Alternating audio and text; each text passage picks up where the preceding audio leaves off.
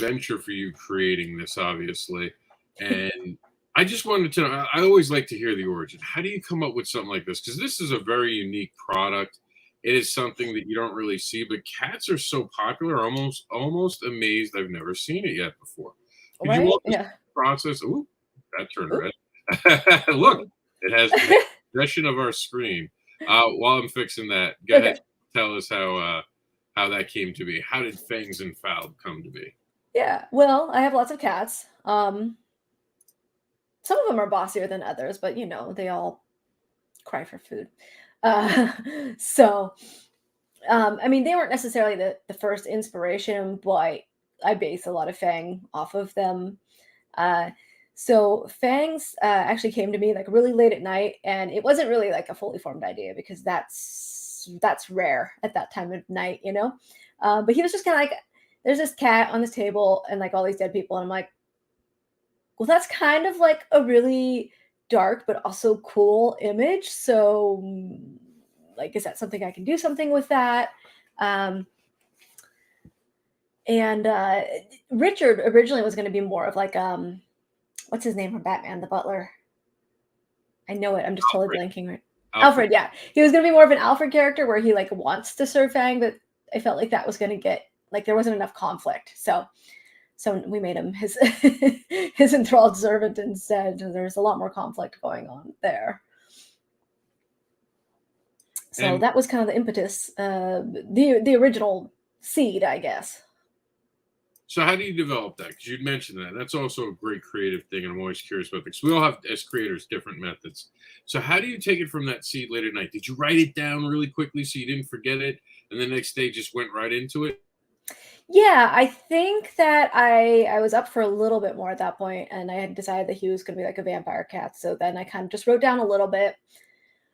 Um, it took me a while to write the first issue script because I was just writing like a little bit here and there, and then probably the first issue was where I mean, issue 0 and 1 is where I needed to figure out the most stuff because I was like, this has to be cohesive throughout. There's a couple of small plot holes here and there that I need to fill in, but they're not big things. So there was a lot of stuff I needed to figure out that I just kind of worked through. Um, there's a love interest, of course, and trying to figure out who that was going to be. Trying to figure out how Richard can try to find kind of corrupt people to feed to Fang so that he's at least kind of assuaging his conscience a little bit by doing this dirty work. Uh, I had to do research on what sort of military officer he was, and that was not my favorite thing to do. I'm not as interested in the military research, but I wanted it to at least sound somewhat believable because he's been in charge of people. Um, so that's something that we're gonna kind of learn more about later. And then I asked Chuck. Well, Chuck says I told him to be my editor. I guess it was kind of like half and half. I asked / told him. I mean, I figured he wants to get paid. So, um, and I don't remember. I don't remember now what we changed, but I know we changed some stuff in issue 0. So it was, yeah, he helped me polish it, which was good. Now, you have a vanity website for this, that really cool like tag. What is that URL?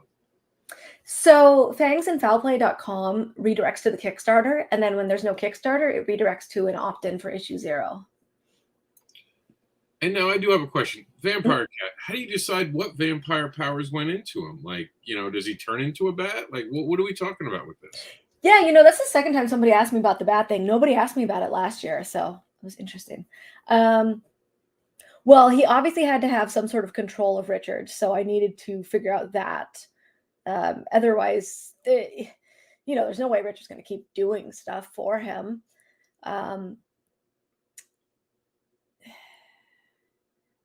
Yeah, he can't turn into a bat.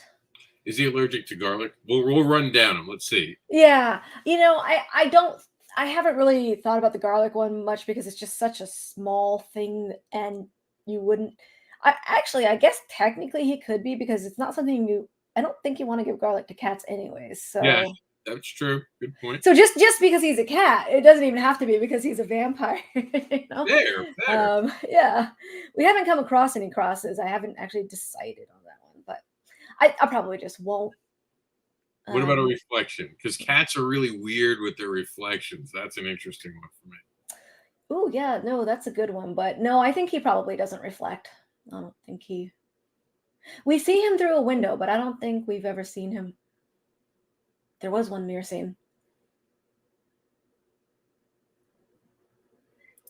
See, Oh no, he reflected in my Christmas special. Uh-oh.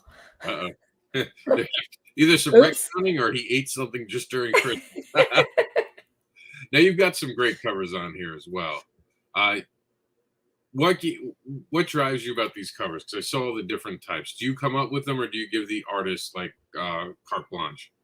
Yeah, I usually give them like a little direction, but not a, for this one. It was Chuck helped me find the idea to do the X-Men homage.